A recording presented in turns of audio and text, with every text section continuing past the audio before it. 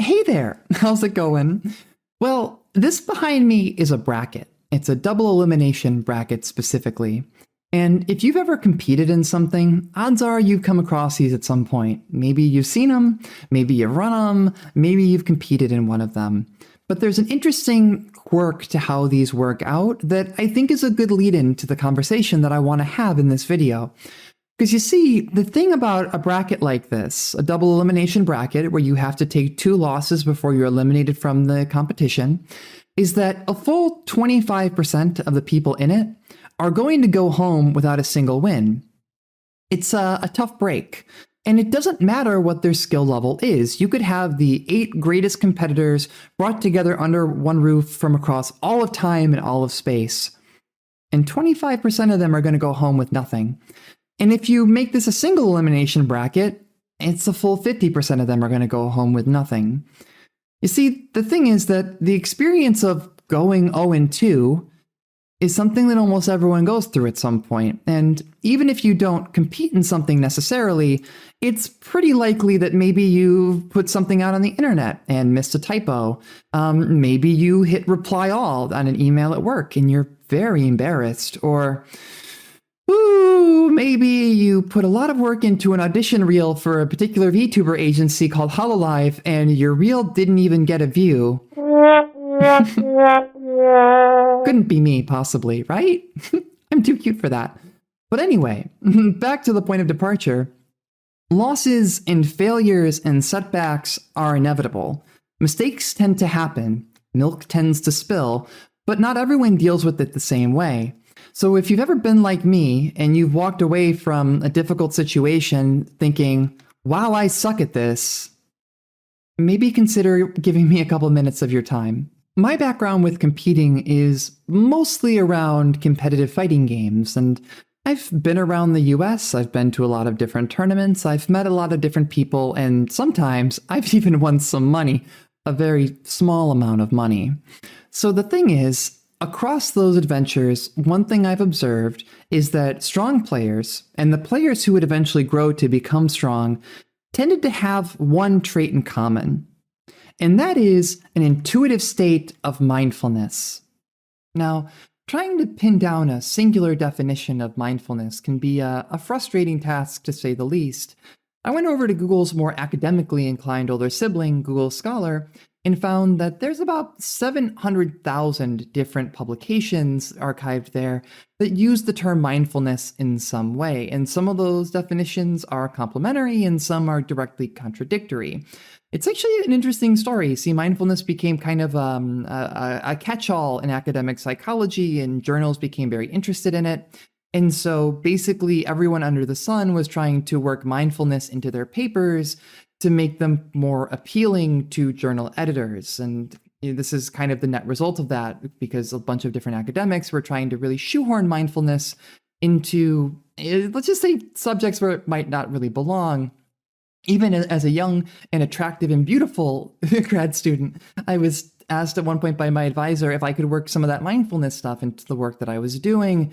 And to which I sat blank-faced and staring at her and thought to myself, if I was good at mindfulness, I wouldn't be here right now. But I'm not in grad school anymore, and I have gotten better at this, and the definition that I tend to like for this kind of stuff is a non-judgmental focus on the present moment. So there are 2 key subjects here that I want to break out. The first is that being mindful is being non-judgmental. And the second is, again, that focus on the present moment instead of stressing about the past or the potential present. To be mindful is to exist where you are and to be okay with that. It's kind of a comforting definition, really. And now you might stop and be thinking here for a second, Ricky, you're just some dumb deer on the internet. I'm trying to get better at competing or my art or acting or voice acting or what have you. What does this mindfulness stuff matter at all? Why do I need to have a non-judgmental focus on the present moment? Well, first, I'm going to correct you. I'm a dumb deer on the internet with a doctorate. And second, maybe you've heard of being in the zone before. A lot of athletes talk about this, sort of this heightened state of awareness and focus that they sometimes can slip into.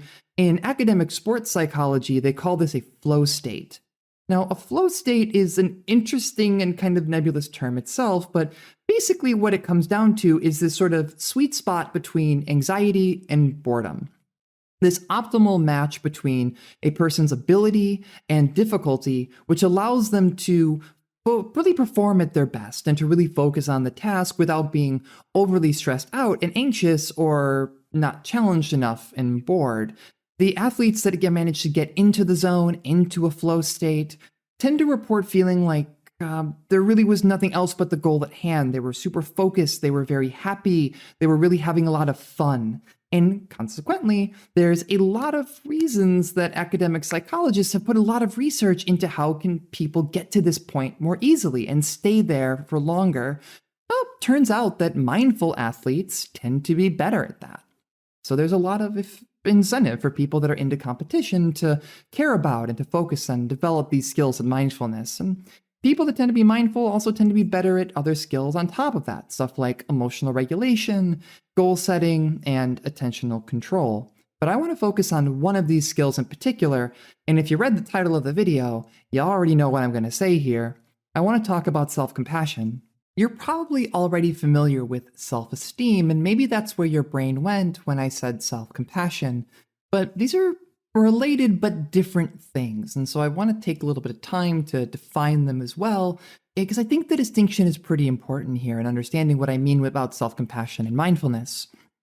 So to start, self-esteem. Self-esteem is evaluative. It is generally something that we take stock of after we perform a task or we get feedback on something. So if you studied really hard for an exam and you got a good score, or you spent a bunch of time working on a video for YouTube and people tell you that it's a good video, well, that means you get good feedback, and that tends to be conducive to feeling like you are good. You did good, the outcomes are good, that means that it comes back to boost up your self-esteem. Conversely, if you do poorly or you get bad feedback, maybe the video doesn't work out, you missed a mistake, or you get a bad score on the test after you studied for really a long time and you pulled an all-nighter and all that, and it just didn't quite work out, well, that comes back to negative self-esteem. It's kind of like stuff like, I am bad, or I suck at this, why am I trying? Now, here's where self-compassion really differs, because self-compassion is itself not tied to any outcome. Self-compassion is non-evaluative. So to be self-compassionate is to treat yourself with kindness regardless of how things are going. If things are going good, if things are going bad, it doesn't really matter for self-compassion, because it's trying to really separate from self-esteem and really dropping that evaluative portion. You don't really think about being good or being bad. To be self-compassionate is to just say that I am, and then that's good enough. You did your best, you tried, that's fine. Really, it's just being nice to yourself, and that's an important and sometimes very difficult skill to get a handle on. So let's use an example here. Let's say you're playing a game. Let's say that in that game, you misread a situation, or you miss a potential move, you make a mistake, and you lose because of it. Maybe you're playing a video game, like a fighting game or something like that. Maybe you're playing chess and you missed a potential checkmate and then went on to lose the game that you really should have won. And maybe it was a tournament. Maybe it was an audition for something, whether it was maybe for a play or maybe a voice acting role or something like that. Maybe even worse, it was in front of a crowd. And you might start to stop and think and wonder about all the different ways that you could have done that differently. And going back to the chess example, maybe it was really obvious that you could have made that checkmate. Everyone else in the room knew what that move was, and you made an obvious mistake. And maybe those thoughts are going to start to slip, and you're going to start to think that this isn't really even just about the game. It's evaluative, right?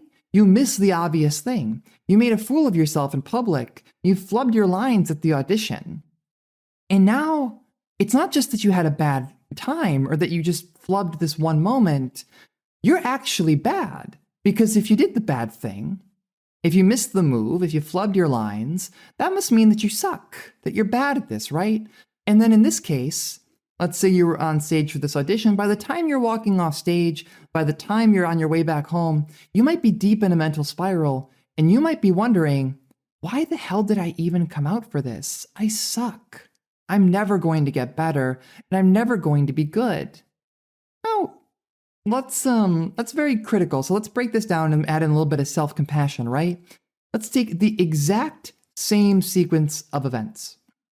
The same thing happens, you're playing a game, you're at an audition, you're doing what have you, and you make a really obvious error.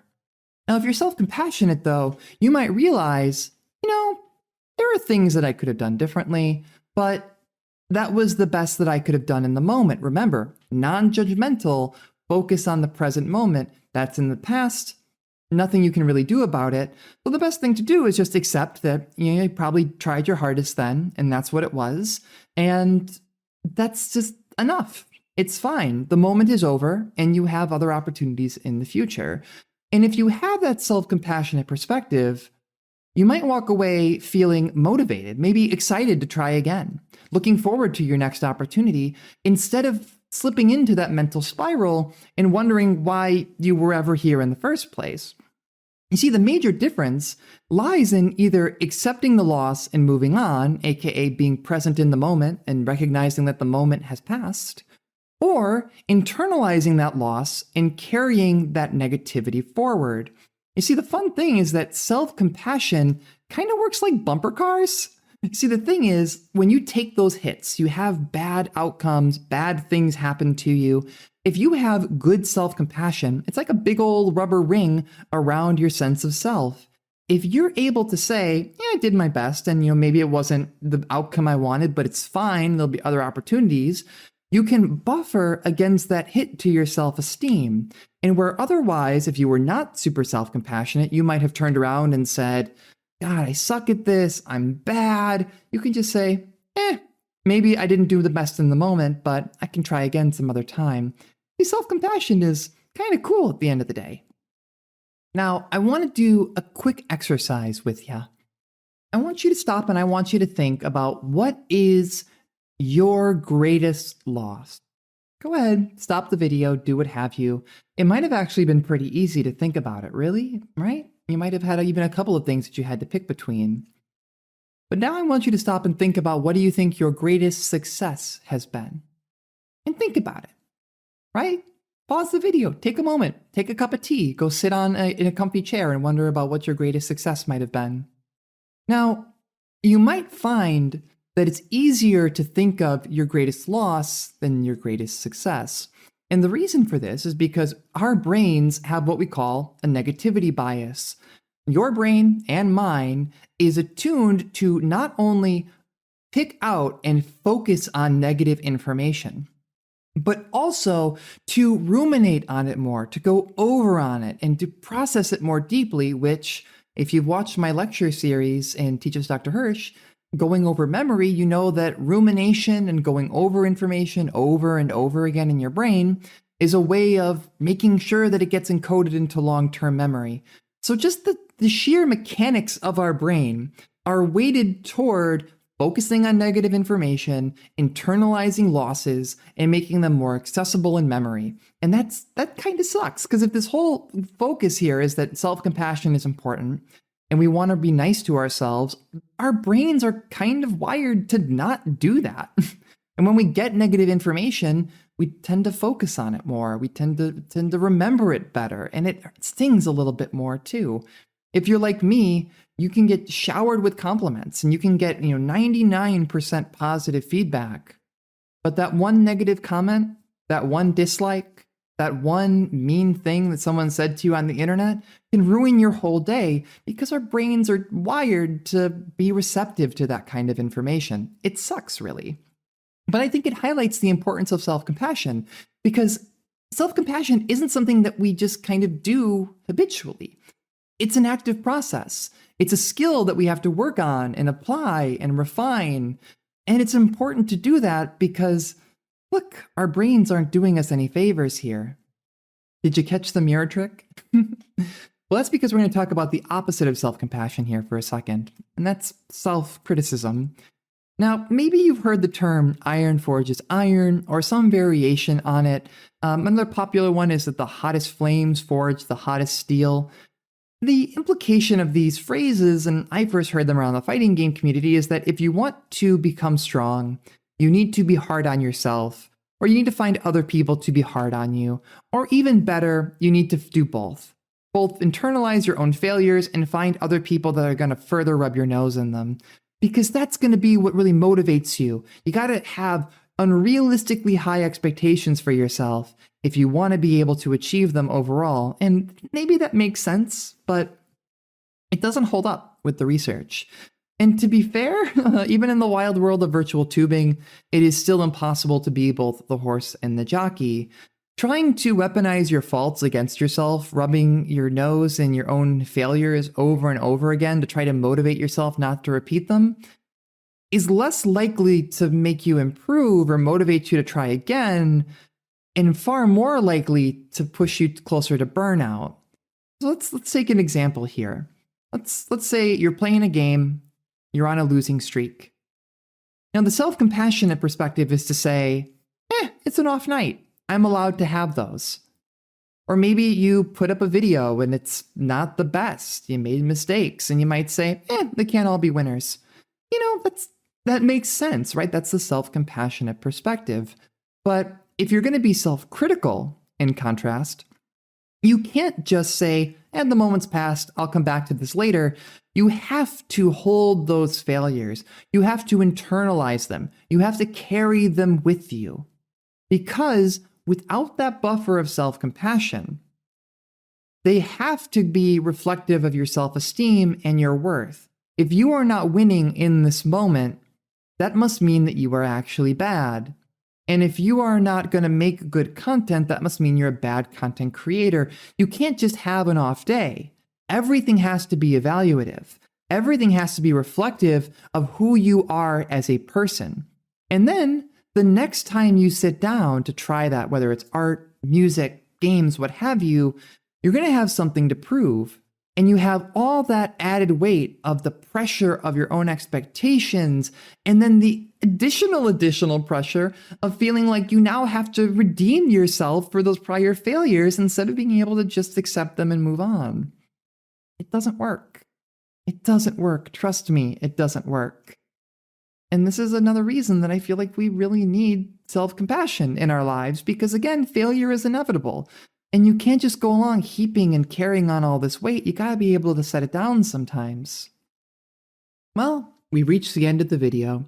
And just to summarize, self-compassion and mindfulness are really important for a number of reasons. Above all, because trying to be non-judgmentally present in the moment is important for being able to accept failures and losses when they happen. And they will happen as you're trying to improve, whether as an artist or a musician or a competitor or what have you.